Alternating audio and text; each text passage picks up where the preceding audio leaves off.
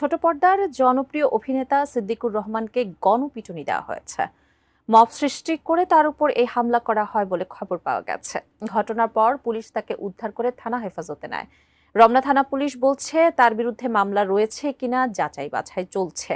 মামলা থাকলে তাকে গ্রেফতার দেখানো হবে। এছাড়া যারা গণপিটুনি দিয়েছে তাদেরও খোঁজ নিচ্ছে পুলিশ।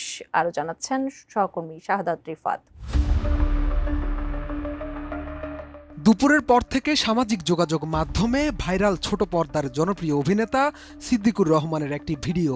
সেখানে দেখা গেছে এক বিধ্বস্ত সিদ্দিককে, তার উপর নির্যাতনের আলামত স্পষ্ট, ছিঁড়ে ফেলা হয়েছে তার পোশাক। 29 এপ্রিল বিকেলে সিদ্দিককে মারধরের ওই ভিডিও সামাজিক যোগাযোগ মাধ্যমে ছড়িয়ে পড়ে। ভাইরাল ওই ভিডিওতে আরও দেখা যায় মারধরের পর দুজন ব্যক্তি তাকে ধরে রেখে হাঁটছে এবং পুলিশসহ আরও বেশ কয়েকজনকে